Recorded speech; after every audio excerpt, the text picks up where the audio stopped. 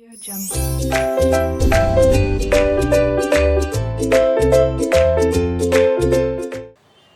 Students, welcome in 12th standard subject economics. Student, subject तो यहाँ पर इकोनॉमिक्स है, लेकिन ये सेम टू सेम क्वेश्चन आपको मैथ सब्जेक्ट में भी मिलेगा। यहाँ पर ये चैप्टर नंबर 6 है इकोनॉमिक्स में, इंडेक्स नंबर, और ये चैप्टर आपको चैप्टर नंबर 5 मिलेगा मैथ में।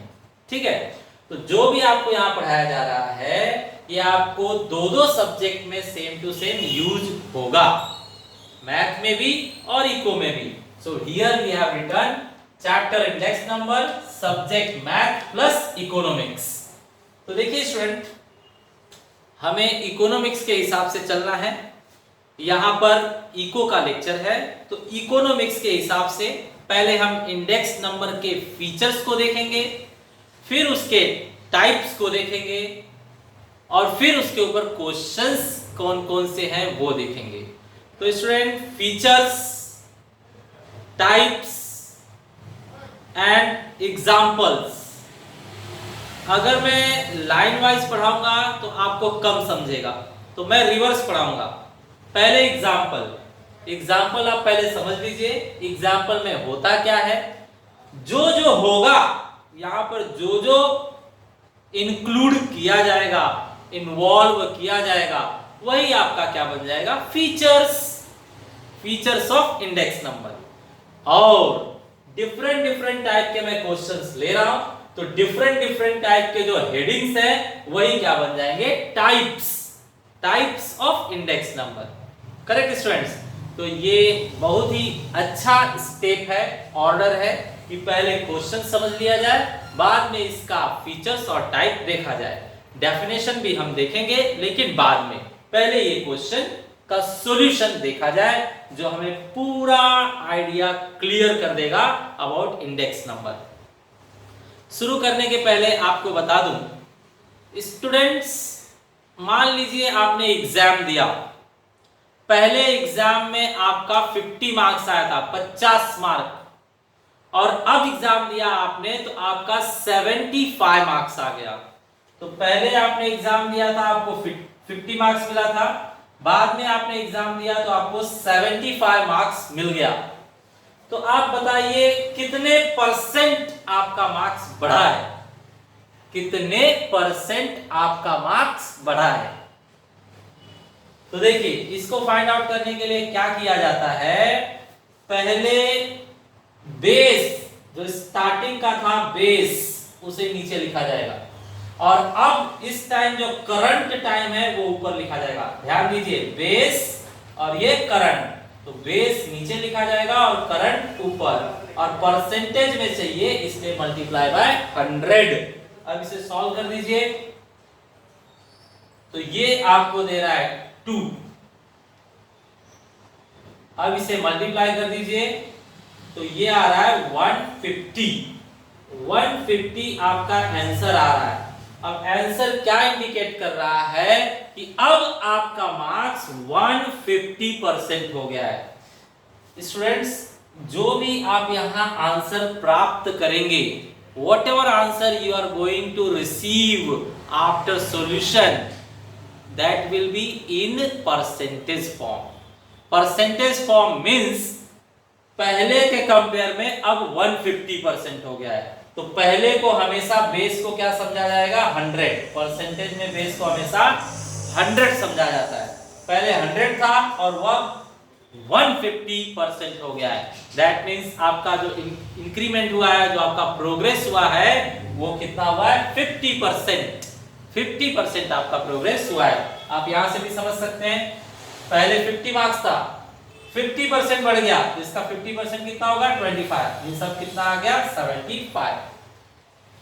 तो स्टूडेंट्स, आपको बता दिया मैंने, 50 मार्क्स आपका बेस था, करंटली आपका 75 आया है। अगर आपके पेरेंट्स पूछ रहे हैं कि कितना परसेंट आपका मार्क्स बढ़ा है, तो आप कैसे लिखोगे, बेस नीचे और करंट मार्क्स जो मिला है वो ऊपर, मल्टीप्लाई बाय 100, सॉल्व कर दो तो आंसर आया 150। दैट मींस अब आपका 150% मार्क्स हो गया है। 150% हो गया है मतलब बेस को क्या समझेंगे, 100, और अब 150% हो गया है मतलब 50% इंक्रीज हुआ है। बीके में आप जानते हैं 50%, 50 का 50% 25 होता है, प्लस कीजिए तो 75। दैट मींस करेक्ट है, ये सॉल्यूशन सही है कि अब आपका मार्क्स क्या है, 50% बढ़ गया है। मतलब 100 अगर बेस समझा जाए तो अब का जो मार्क्स है वो 150% है। तो आपने यहाँ पर क्या क्या सीखा स्टूडेंट्स, दिमाग में बिठा लीजिए। यही सब आगे चल के क्या बनेंगे आपके फीचर्स। तो आपको एक याद रखना है बेस ईयर, एक याद रखना है करंट ईयर, मल्टीप्लाई बाय 100, क्योंकि जो भी आंसर आएगा वो परसेंटेज फॉर्म में। तो आपको याद रखना है answers are always in percentage form. यहाँ पर जो भी आंसर आएंगे they are in percentage form. ठीक है स्टूडेंट्स, चलिए बेस को हम क्या समझेंगे, 100%। बेस को हमेशा 100% समझा जाएगा, कहीं लिखने की जरूरत नहीं है, ऑटोमेटिक जो भी आंसर आएगा वो हम 100 से ही कंपेयर करके आंसर देंगे। 150 को 100 से कंपेयर कीजिए तो आपको पता चल रहा है कि 50% मार्क्स आपका बढ़ गया है। Okay students, so let's go for solution of these questions. देखते हैं स्टूडेंट्स क्वेश्चंस। तो सेम लॉजिक हम लोग ये क्वेश्चंस को भी सॉल्व करने में करेंगे, लेकिन यहां पर क्या है, आपका एक सब्जेक्ट में मार्क्स कितना बढ़ा देखा। अगर आपको हर एक सब्जेक्ट में, मान लीजिए आपके पास 6 सब्जेक्ट्स हैं और 6 सब्जेक्ट्स में आपका मार्क्स किसी में कम हुआ है, किसी में ज्यादा हुआ है, किसी में कम हुआ है, किसी में ज्यादा हुआ है, ऐसे हुआ है, और आपको एग्रीगेट दिखाना है लास्ट में कि कितना परसेंट बढ़ा या घटा, तो फिर आप कैसे सॉल्व करेंगे, तो ये यहां पर आपको सीखने को मिलेगा। ठीक है, तो चलिए स्टूडेंट्स देखते हैं। तो इन लोगों ने सबसे पहले बताया हमें कि ध्यान रखिए types of index number. Index number chapter के अंदर आपको 2 टाइप के इंडेक्स नंबर बताए जाएंगे। तो फर्स्ट है simple index number, simple index number, और सेकेंड है वेटेड इंडेक्स नंबर। मैं कहां पर दिखा रहा हूं, जरा ध्यान से देखिए। सिंपल इंडेक्स नंबर में 4 पार्ट्स हैं, 4 टाइप्स हैं। टाइप्स भी हमारा तैयार हो रहा है, बाद में हम टाइप्स पढ़ने वाले हैं, तो टाइप्स भी हमारा तैयार हो रहा है। इंडेक्स नंबर में जो मेन हेडिंग है, first heading simple index number. Simple index number के अंदर 4 टाइप के इंडेक्स नंबर आते हैं, price index number, quantity index number, value index number और स्पेशल पर्पस इंडेक्स नंबर। इसके बाद हम सीखेंगे secondly weighted index number. Weighted index number में 2 ही आपके इको में दिया हुआ है, इको में 2 ही दिया गया है, मैथ्स में ज्यादा दिए गए हैं, लेकिन इको में आपको 2 ही पढ़ना है। पहला last years price index number और दूसरा Paasche's price index number.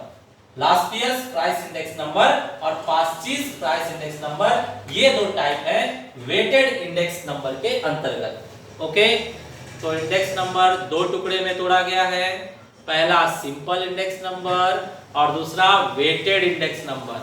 Simple index number में 4 हैं, price index number, quantity index number, value index number और स्पेशल पर्पस इंडेक्स नंबर।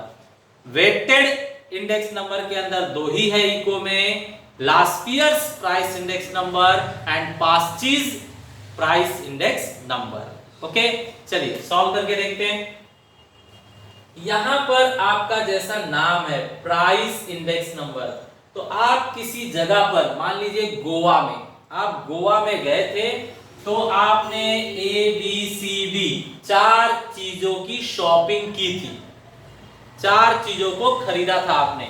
तो 2010 में जब आपने खरीदा था तो A मिला था 20 रुपए में, B कमोडिटी मिली थी 60 रुपीज में, C कमोडिटी मिली थी 100 रुपीज में, D कमोडिटी मिली थी 40 रुपीज में। लेकिन आप 5 साल बाद, 5 इयर्स बाद फिर गोवा गए और अब वही चीजों को फिर से आपने शॉपिंग किया तो अब A 30 में मिल रहा है, B 60 नहीं अब 80 में मिल रहा है, C 100 नहीं अब 130 में मिल रहा है, D 40 नहीं अब 60 में मिल रहा है। तो अब आपसे पूछा जाएगा कि गोवा की जो प्राइसेस हैं, गोवा की जो एक्सपेंडिचर है वो कितने परसेंट बढ़ गई। तो अब एक तो है नहीं, कई लोग हैं, तो फिर यहां पर कहा जाता है कि हम फॉर्मूले से सॉल्व कर सकते हैं। फॉर्मूले से कैसे सॉल्व करेंगे जरा देखा जाए। तो स्टूडेंट्स देखिए, फॉर्मूला कहता है प्राइस इंडेक्स नंबर में दो का दोनों प्राइस दिया रहेगा। ये पहले का प्राइस 2010 में मतलब बेस प्राइस, बेस ईयर का बेस प्राइस P0 से दिखाया जाएगा। बेस ईयर जो छोटा ईयर रहेगा उसे बेस ईयर कहेंगे, बेस ईयर को हम P0 लिखेंगे, और जो बड़ा ईयर रहेगा उसे करंट ईयर कहेंगे, करंट ईयर को P1 से हम शो करेंगे। ठीक है, तो फॉर्मूला कहता है summation of P1 upon summation of P0।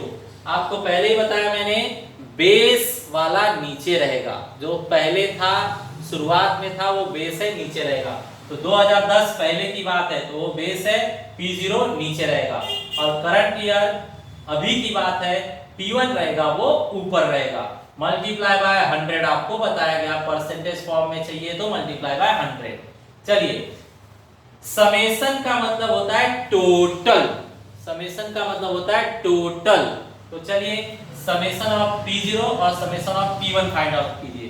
तो P0 का टोटल बताइए, P0 का टोटल, तो ये हो रहा है 0, ये हो रहा है 12 और ये हो रहा है 2, 220 हो रहा है। आप देख सकते हैं 220 हुआ कि नहीं, 100 100 200 एंड 220, यहां पर प्लस कीजिए 0, 11 and 3 14, 14 and 6 20, 2 carry that means 3, तो ये हो गया आपका 300, 300 तो है कि नहीं। 14 and 6 22 कैरी बरोबर है 300। अब बताइए समेशन ऑफ P1, P1 का टोटल कितना मिला आपको, P1 का टोटल मिला आपको 300, so here you will write 300, और P0 का टोटल कितना मिला 220, so here you will write 220 multiply by 100। ठीक है, अब इसे आप सॉल्व कर दीजिए। सॉल्व करते टाइम आप क्या करेंगे, 10 से 10 कट कर दीजिए, इसके बाद में 30 को 100 से मल्टीप्लाई कीजिए, 30 को 100 से मल्टीप्लाई कीजिए तो 3000 अपॉन 22। अब इसे आप डिवाइड करके लिख दीजिए, डिवाइड करके लिख दीजिए, जो आया वो आंसर। तो अभी हम इसको डिवाइड करके देख लेते हैं, अगली बार डायरेक्ट लिखेंगे, तो अभी डिवाइड करके देख लेते हैं। सो लेट्स डिवाइड, 22 से डिवाइड करना है 3000 को, तो बताइए 22 1 जा 22 कैरी 8 0, 22 4 जा तो नहीं जाएगा, तो 3 जा लेकर जाइए 66, ये आ रहा है आपका 14। अब नेक्स्ट लास्ट 0 ले लीजिए, अब ये कितनी बार जा रहा है, 7 टाइम्स नहीं जाएगा, तो 6 टाइम्स ट्राई कीजिए, 6 2 जा 12, 6 2 जा 12 एंड 1 13। अब कितना बच रहा है, ये बच रहा है आपका सिर्फ 8, तो 0 लगाइए, पॉइंट करके 0 लगा दिया गया। अब ये होगा 22 4 जा नहीं जाएगा, 3 जा जाएगा, तो ये देखिए 80 फिर से आ गया, 80 फिर से आ गया, दैट मीन्स रिपीट होगा। आपने 3 जा किया था तो ये 36 36 36 आता जाएगा, तो ये 36 आता जाएगा, रुकेगा नहीं, 1.136.363636 आता जाएगा। तो यहाँ हमने फाइंड आउट किया 1.3663636। तो आपसे अगर परसेंटेज में है आंसर, लेकिन परसेंटेज नहीं लगाया जाता, परसेंटेज नहीं लगाएंगे। अब आपसे कोई पूछेगा कि बताइए गोवा में प्राइसेस कितने परसेंट बढ़ गए हैं, गोवा में जो महंगाई है वो कितने परसेंट आई है, इन्फ्लेशन कितना परसेंट आया है, तो इन्फ्लेशन आप कहेंगे 100 बेस, 100 बेस, और अब 136.36 मतलब 100 के ऊपर कितना हुआ 36.36, 36.36। इतना परसेंट गोवा में प्राइसेस बढ़ गई हैं, मतलब महंगाई हो गई है, मतलब इन्फ्लेशन बढ़ गया है। अब आप देखिए बेटा, महंगाई इन्फ्लेशन क्या है, इकोनॉमिकल शब्द है। सो हम क्या कहेंगे, index number is a economical statistics या कोई इकोनॉमिकल बैरोमीटर।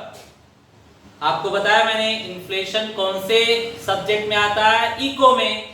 तो इंडेक्स नंबर इको के शब्द का कैलकुलेशन कर रहा है, कितना परसेंट इन्फ्लेशन बढ़ गया है, महंगाई बढ़ गई है। दैट मीन्स हम बोल सकते हैं index number is a economical statistics और इकोनॉमिकल बैरोमीटर। इन शब्दों को याद रखिए बेटा, फीचर्स में ये शब्द यूज होंगे। ओके, नाउ स्टूडेंट्स, सॉल्यूशन वैसा ही होगा क्वांटिटी इंडेक्स नंबर में, सिर्फ नाम चेंज होगा। यहां पर प्राइस था, यहां पर क्वांटिटी है तो क्वांटिटी लिखेंगे। स्टूडेंट, कभी कभी हम जानना चाहते हैं कि जो प्रोडक्शन है वो कितने परसेंट बढ़ा है।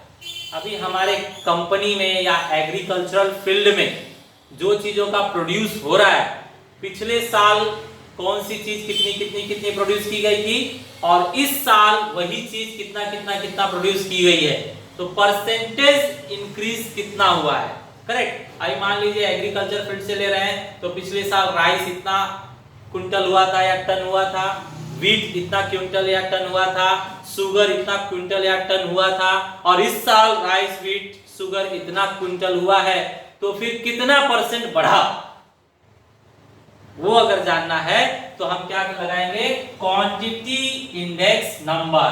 तो सब फॉर्मूला वैसे ही लगेगा, जहां जहां P था प्राइस, वहां वहां Q हो जाएगा क्वांटिटी।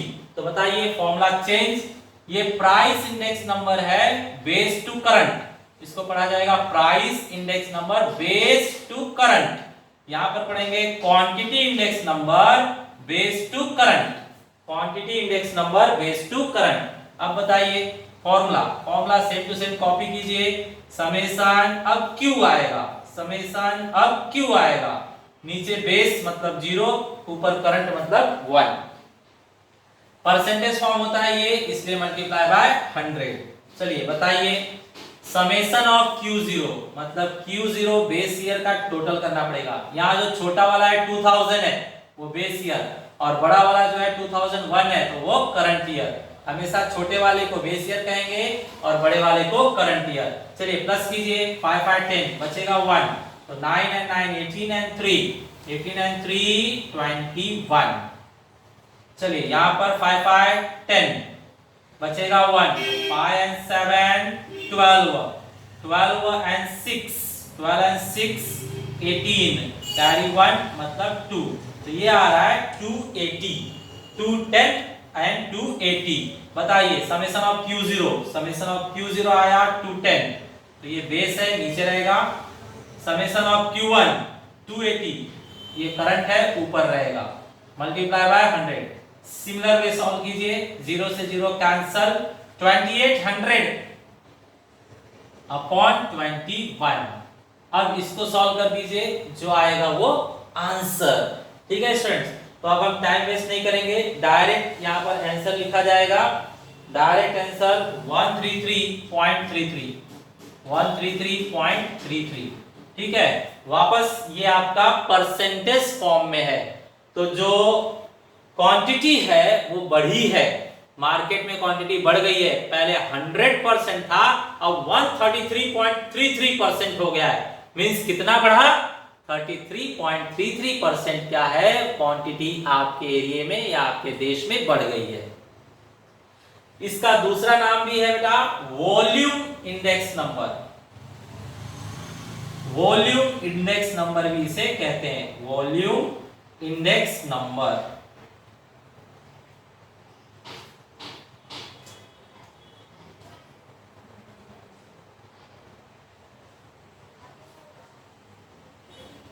ये सारे वर्ड फीचर्स में यूज होंगे, आप ध्यान रखिए। क्वांटिटी इंडेक्स नंबर को हम वॉल्यूम इंडेक्स नंबर भी कह सकते हैं। वॉल्यूम मतलब स्टॉक का वॉल्यूम कितना है, stock means what, quantity only. तो क्वांटिटी इंडेक्स नंबर बोलिए या वॉल्यूम इंडेक्स नंबर बोलिए, दोनों का मीनिंग सेम है।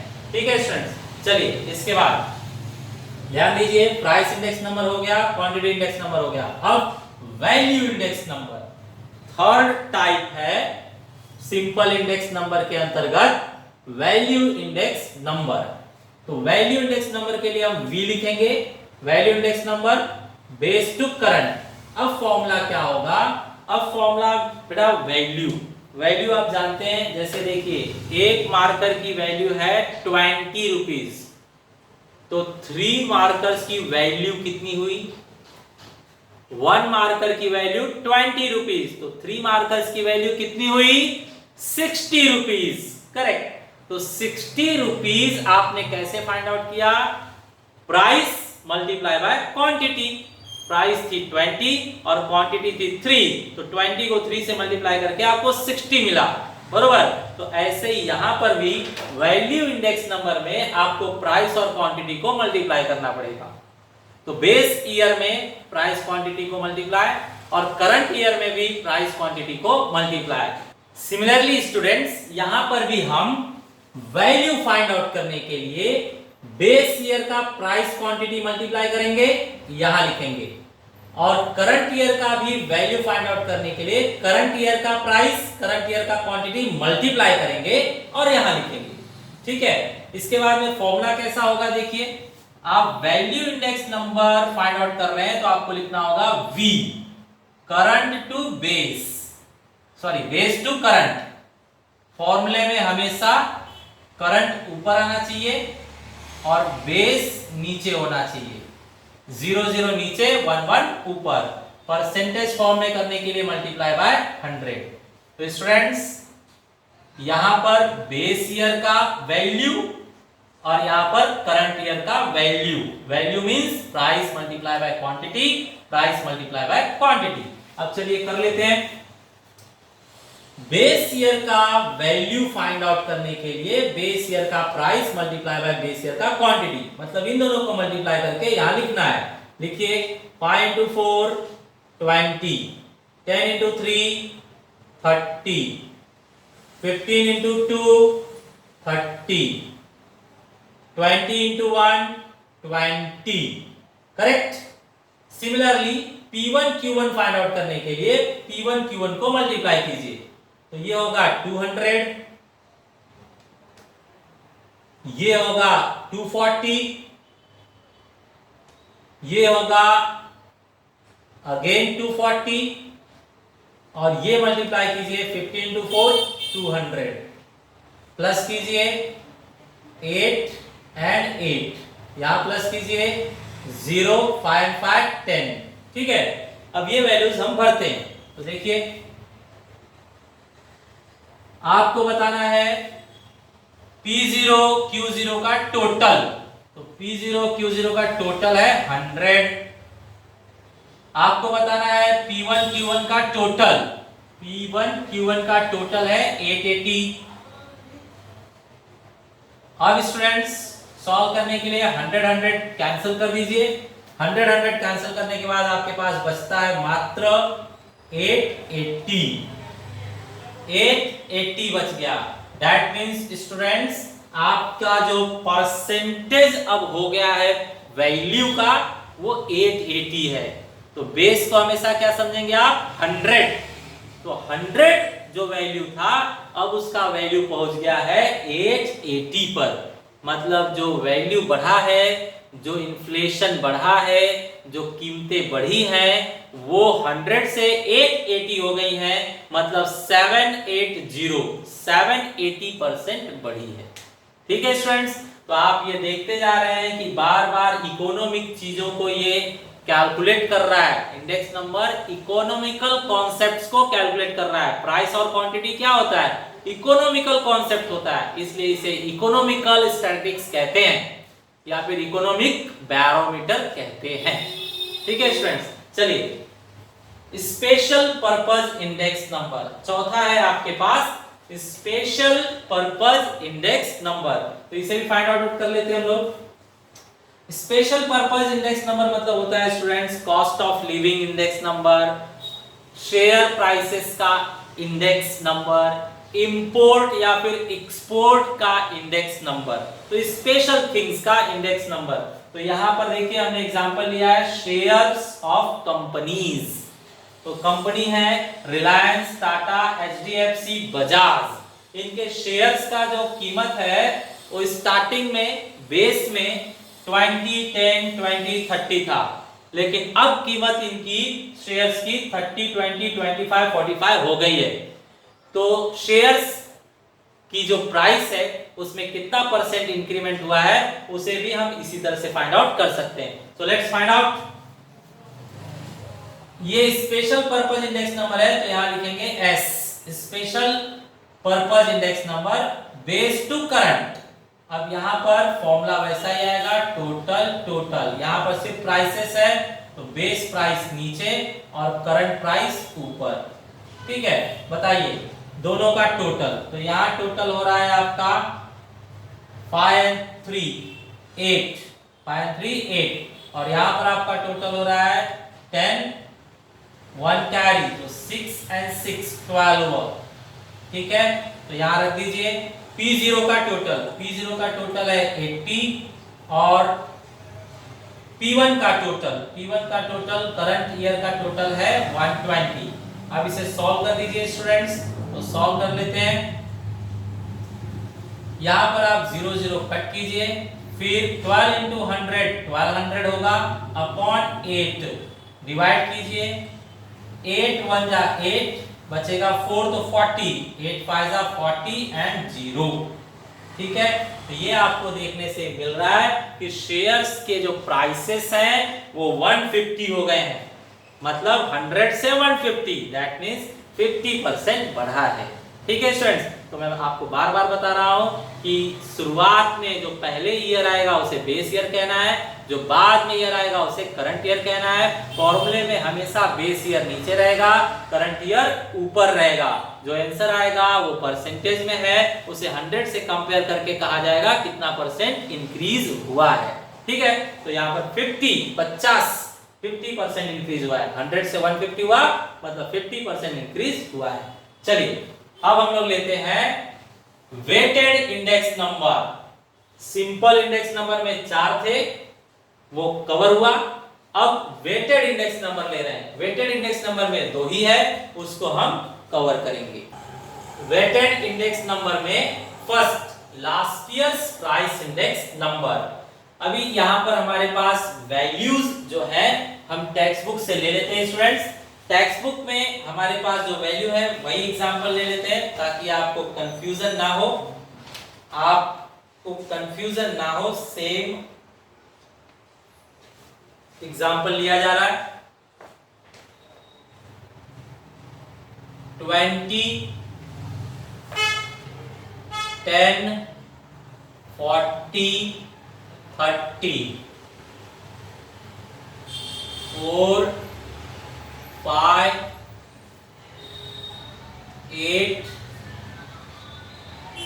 4, 30, 20, 60, 40,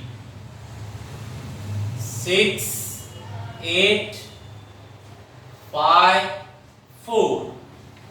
चलिए पास।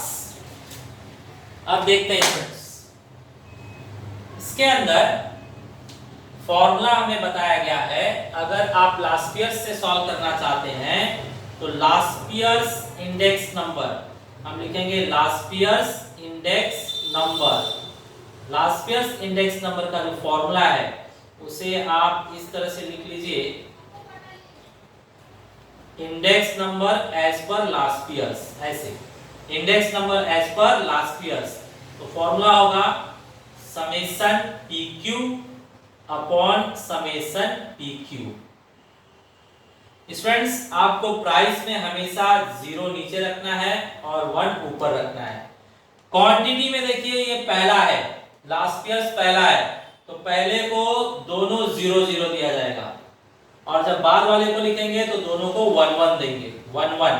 तो पहले इसको कंप्लीट कर लेते हैं हम लोग। देखिए स्टूडेंट्स ये फॉर्मूला है, तो इस फॉर्मूले के लिए हमें P1 Q0 चाहिए और P0 Q0 चाहिए। तो आप पहले P0 Q0 निकाल लीजिए। P0 Q0 और बाद में P1 Q0 P1 Q0। तो बोलिए P0 Q0 मतलब इन दोनों का मल्टीप्लिकेशन।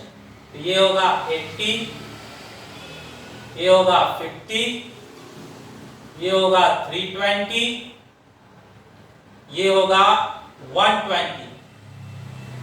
सिमिलरली P1 और Q0, P1 यहाँ है और Q0 यहाँ है, कॉलम मिसमैच नहीं होना चाहिए, जो कॉलम बोला गया है वही P1 और Q0, P1 और Q0, तो इन दोनों का मल्टीप्लाई कीजिए।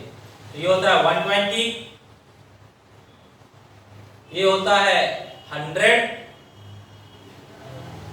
ये है 480, 8 6 जा 48 मतलब 480, 4 4 जा 16, 160। अब इनका प्लस कीजिए टोटल,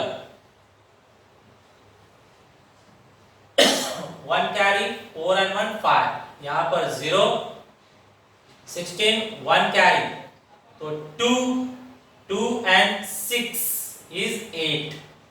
अब ये दोनों वैल्यू यहाँ भरिए, बताइए स्टूडेंट्स 1 और 0, P1 और Q0 का वैल्यू 860 अपॉन 0 0 0 0 का total 570 multiply by 100, multiply by 100।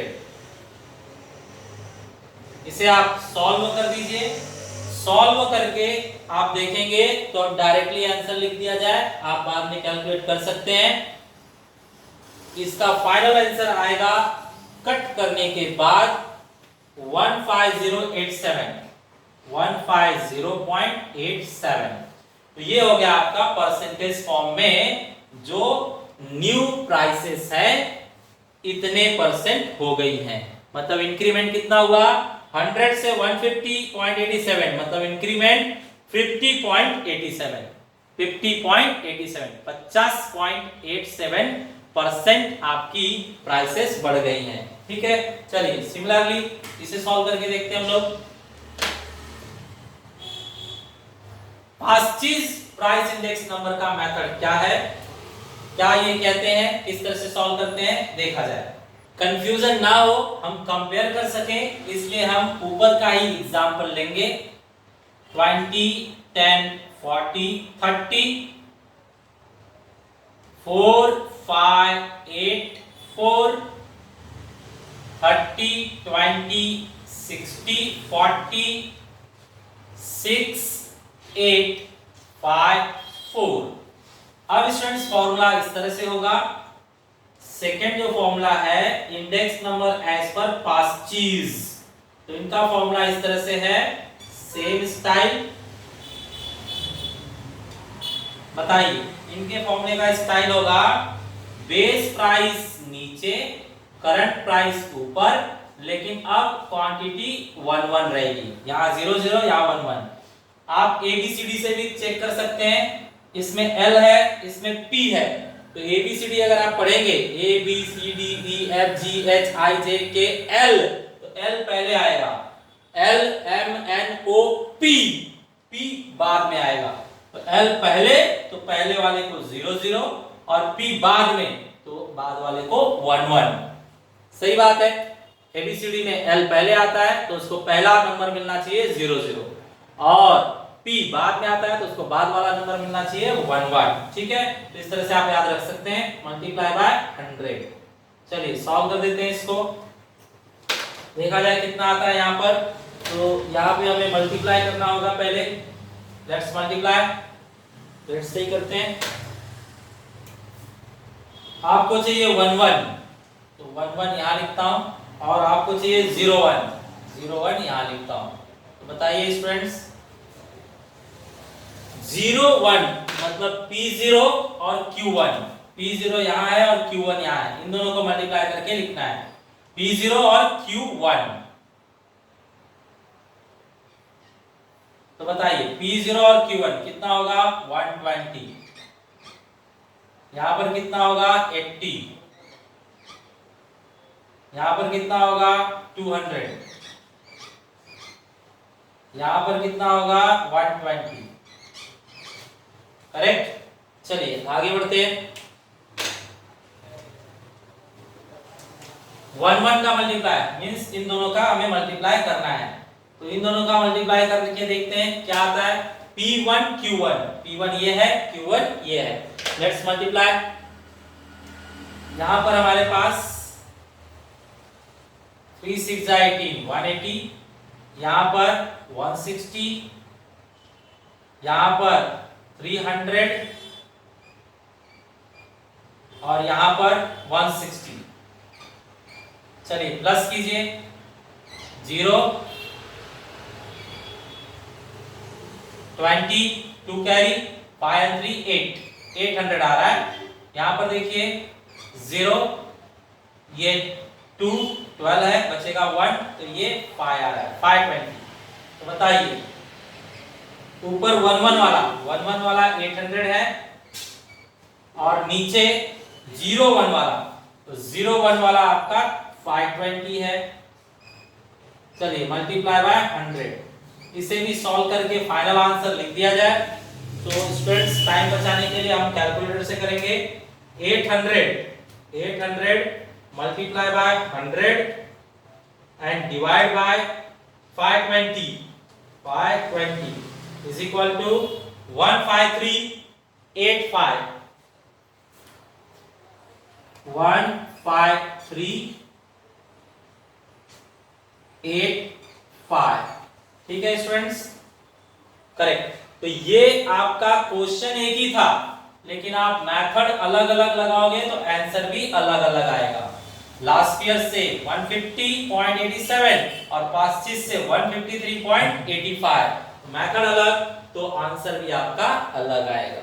ठीक है स्टूडेंट्स, तो इस तरह से हमने एक बहुत ही इंपॉर्टेंट टॉपिक कंप्लीट किया है जो आपको मैथ्स सब्जेक्ट में भी यूज होगा और इकोनॉमिक्स सब्जेक्ट में भी यूज होगा। अब आप एक बात बताइए बेटा, जो हम पढ़ रहे थे उसमें आपको मेन पॉइंट्स क्या क्या मिले जो हमें फीचर्स और टाइप में यूज होगा। तो सबसे पहले आप टाइप बताइए। इंडेक्स नंबर के मेन दो टाइप्स कौन कौन से हैं? तो इंडेक्स नंबर के दो टाइप्स हैं, simple index number, weighted index number. अब सिंपल इंडेक्स नंबर में चार टाइप हैं, कौन कौन से बताइए? Price index number, quantity index number, value index number and special purpose index number. इसके अंदर प्राइस कंपेयर किया जाएगा, बेस ईयर के प्राइस को करंट ईयर के प्राइस से कंपेयर किया जाएगा। यहां पर क्वांटिटी को कंपेयर किया जाएगा, मींस बेस ईयर की क्वांटिटी को करंट ईयर के क्वांटिटी से कंपेयर किया जाएगा। इसका दूसरा नाम भी होता है क्वांटिटी इंडेक्स नंबर को हम वॉल्यूम इंडेक्स नंबर भी कह सकते हैं। यहां पर आपने देखा वैल्यू के लिए प्राइस और क्वांटिटी को मल्टीप्लाई करेंगे, प्राइस और क्वांटिटी को मल्टीप्लाई करेंगे। तो बेस ईयर का प्राइस क्वांटिटी मल्टीप्लाई किया गया, करंट ईयर का प्राइस और क्वांटिटी मल्टीप्लाई किया गया, तो ये वैल्यू आ गए। अब इन वैल्यूज से हमने सॉल्व कर लिया, तो ये है value index number. Fourth type special purpose index number के अंदर आपको बताया गया import export price index number, share price index number, cost of living index number. इस तरह से स्पेशल पर्पस वाले इंडेक्स नंबर भी हम कैलकुलेट कर सकते हैं। तो ये था आपका 4 टाइप्स सिंपल इंडेक्स नंबर के अंतर्गत। इसके बाद में वेटेड इंडेक्स नंबर के अंतर्गत आपको बताया गया last years index number and past years index number. तो last years price index number के अंदर आप देखेंगे कि L अल्फाबेट में फर्स्ट आता है और P अल्फाबेट में बाद में आता है। तो L को फर्स्ट मतलब 00 और P को बाद का मतलब 11 दिया जाएगा। फॉर्मूले के हिसाब से जो रिक्वायरमेंट है वो कॉलम बनेंगे, यहां पर 0010 और यहां पर 0111। इस तरह से आपको कॉलम देखकर मल्टीप्लाई करना है, जो फाइनल आएगा वो वैल्यू पुट कर दीजिए तो आंसर आ जाएगा। ठीक है स्टूडेंट, अब एग्जाम में अगर आपको क्वेश्चन आएगा ऐसा सॉल्व करने के लिए तो कोई एक क्वेश्चन देंगे सॉल्व करने के लिए, सिर्फ इतना या सिर्फ इतना या सिर्फ इतना या सिर्फ इतना या सिर्फ इतना या फिर सिर्फ इतना, कोई एक क्वेश्चन आपको दे सकते हैं सॉल्व करने के लिए। ठीक है, अब बताइए टाइप्स तो आपने देख लिया, अब फीचर्स में आप बताइए इंडेक्स नंबर क्या है? स्पेशल टाइप का एवरेज है। स्पेशल टाइप का एक इकोनॉमिकल स्टैटिस्टिक्स है, इकोनॉमिकल स्टैटिस्टिक्स कहिए या फिर इकोनॉमिकल बैरोमीटर। अभी थर्मामीटर क्या करता है, आपका बुखार मापता है, थर्मामीटर आपका टेम्परेचर मापता है कि कितना टेम्परेचर अब है। वैसे ही इंडेक्स नंबर इन्फ्लेशन को मापता है कि इन्फ्लेशन अब कितने टॉप पर है, क्या रेटिंग पर है। तो इसे हम कहेंगे index number is economical barometer या फिर इकोनॉमिकल स्टैटिस्टिक्स। ओके, अच्छा, इसके अंतर्गत आपने देखा छोटे ईयर को क्या कहा जाएगा, बेस ईयर, बड़े ईयर को क्या कहा जाएगा, करंट ईयर। और हमेशा बेस ईयर का प्राइस नीचे होगा और करंट ईयर का प्राइस ऊपर होगा। मल्टीप्लाई बाय 100 मतलब आंसर हमेशा यहाँ परसेंटेज फॉर्म में ही आएगा। जो भी आंसर आएगा वो 100 से कंपेयर करके बताया जाएगा कि प्राइस कितना परसेंट बढ़ा है। ठीक है स्टूडेंट्स, तो एक अच्छा टॉपिक हमने कंप्लीट किया। Thanks for watching video.